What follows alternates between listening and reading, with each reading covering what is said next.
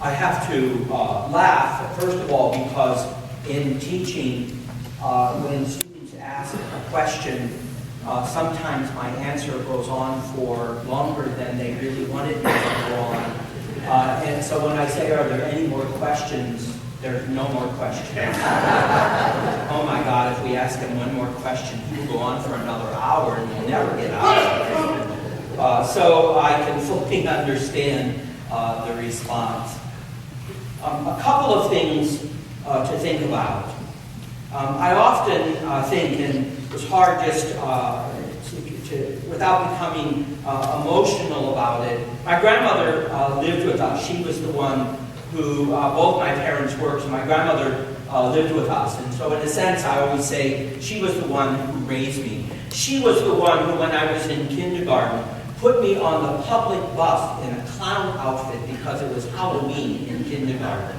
I'll never let her down. I'll never forget that. I still have terrible memories of being this little, and everybody on the bus laughing at me. Of course, I got on the bus every morning, but this was in a clown outfit. Grandma, why did you do that?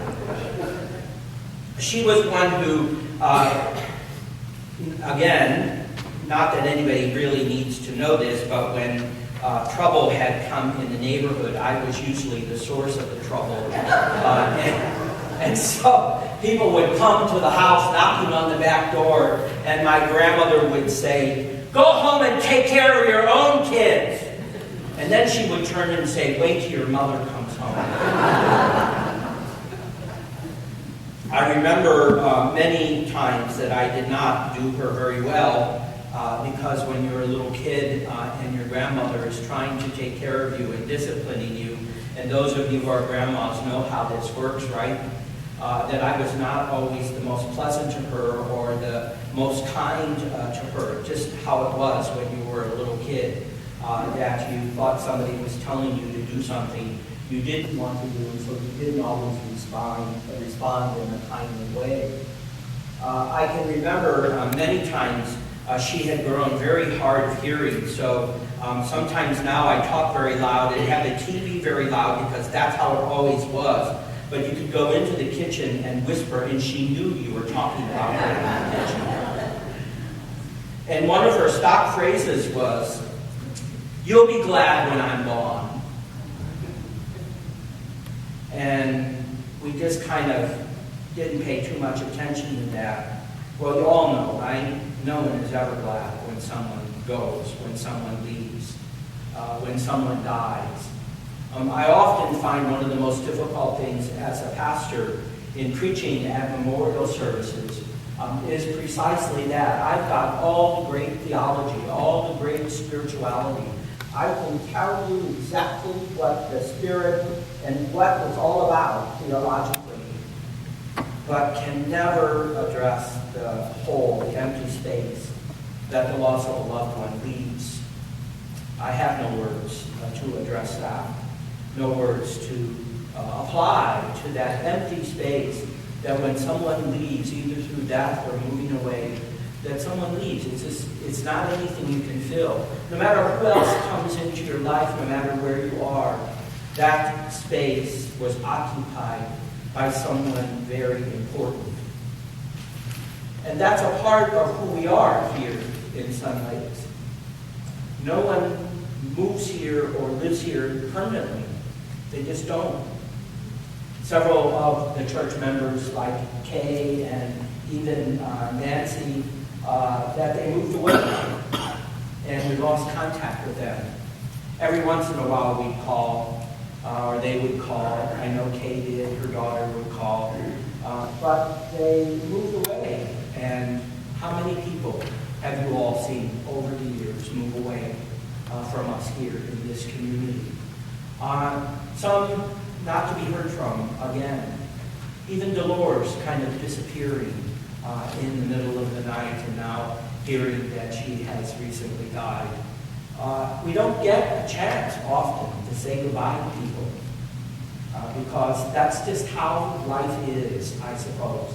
That's a part of the legacy that is most difficult, I think, to deal with in a senior community like SunLakes. 10 years as pastor, it never gets easier when you have to say goodbye to someone or when someone dies and they won't be a part of the community any longer. It just is how it is, right? But, having said that, there is more to the legacy. That's the hard part to deal with. The legacy of the community is that every single one of those people, every single one of these church members, from Lois to even Marty to Barbara, who a couple of the people were not in their later life able to do much more. Lois, she often could only do bread for us. That they couldn't do much more, but whatever they gave because they believed in this community. And that too is a part of the legacy. That we give not because we're required to give, although some might feel that way, but we give because we know that God has given us many things, and that when we share what we've been given with others, it makes more of what the community is intended to be about. That's the legacy also. That every single person who not only gives in terms of money, but of their time, their talent to this community, you created the legacy of what SunLakes United Church of Christ is about today. Because you've given a little of yourself. Each one of these people, even the loved ones on the altar, they gave a little part of themselves to us. Some more than others. Some perhaps less than others. But that's the today part of the legacy. That it's hard to let go and to lose ones in our community, loved ones and church members. But we know that we stand here today because those who have gone before us have given of their time, their talent, and who they are, not just time and talent, but they've given themselves to us. And we're a part of this community. And we're here today because over the past almost 40 years that this community has existed in SunLakes is because people like yourself today and people who have gone before us have done that. That's the legacy that they have given to us today. So I have to ask the question, honestly, sincerely, what's the legacy going to be for tomorrow? As the community dwindles, as our finances dwindle, what's the legacy going to be tomorrow? Will anybody miss us if we weren't here? Will anybody care if we're not here? I don't know. That's still the story to be told for the future. 10, 20 years from now. It's easier when you have a church building. It can stand. And some of you coming from church communities back east, some of those church buildings that you were a part of in your communities before have stood for hundreds of years. And they will always stand as a witness and testimony to the time and efforts of the members of that community. That we don't have that kind of building. We share a building.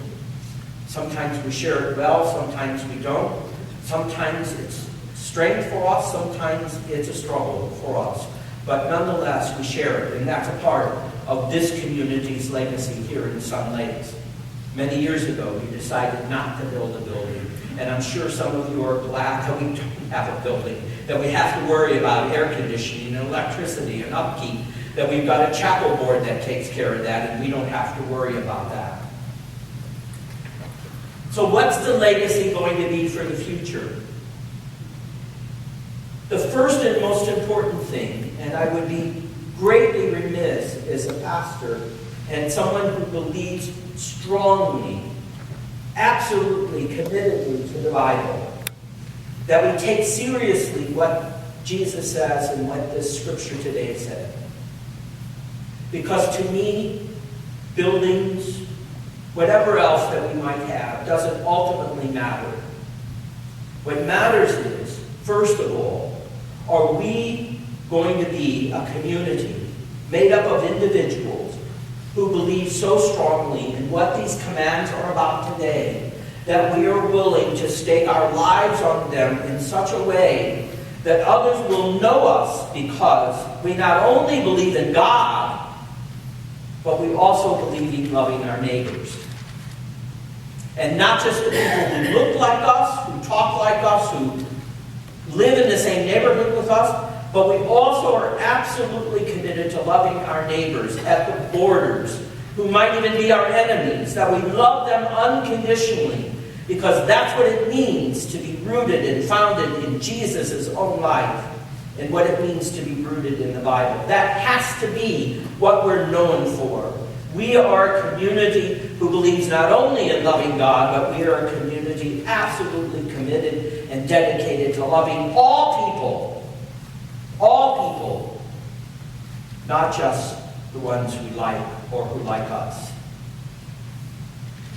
And that the next legacy, and here we've been working with our mission community, our mission ministry, is that it has to be that we can't just think that the gifts that we have are for us, but the gifts that we have are to be shared, always to be shared.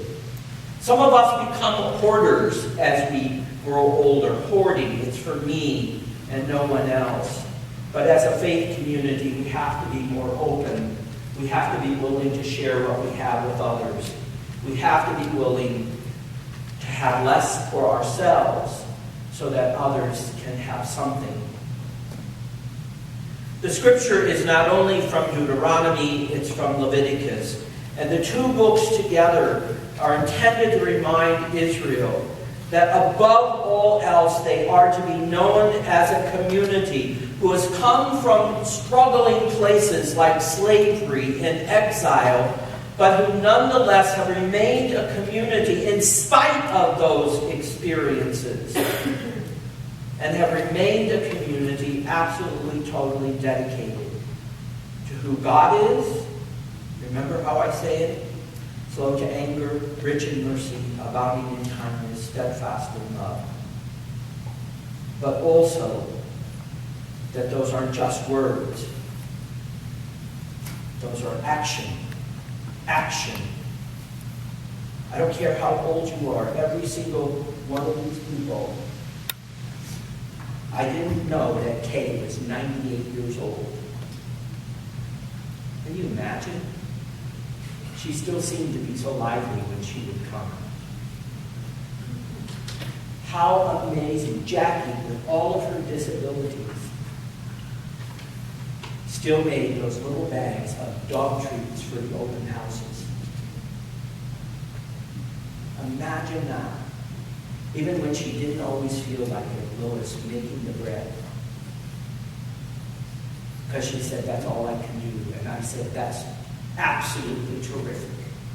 That's all you need to do. These people gave exactly that, so that we can be here today. And the idea is, and this is the challenge for us, because in the next couple of weeks when we talk about stewardship and the support for this community, that if you want anybody to be here in 20 years, 10 to 20 years, if you want anybody to be here in 10 to 20 years, then it requires every single one of us to be involved in the stewardship of this community. That's why we shifted the vision from committees and business to ministry. Because every single one of us, by virtue of baptism, is called into ministry by Jesus himself. And the ministry has to be about being of service to others. That's the bottom line. And when we are of service to others, not everybody's going to give at the same level. Not everybody's going to be able to give of their time or their skills or their efforts. It doesn't matter that we all are involved in it, and our giving is what's critical and crucial. That's what the legacy means. So that in 10 to 20 years, people will say, wow, that community of SunLakes United Church of Christ, wow. Wow. They left a mark. They left a mark on this SunLakes community. And they're still doing it. That's what we hope, right? So the vision of this community is love God. Love God so intensely and deeply and powerfully that you don't even have to talk about it because it will be seen in who you are. And love neighbors with such intensity that people will wonder about us as to why we're loving those who don't like us and those who might be our enemies. Love intensely, unconditionally, everyone.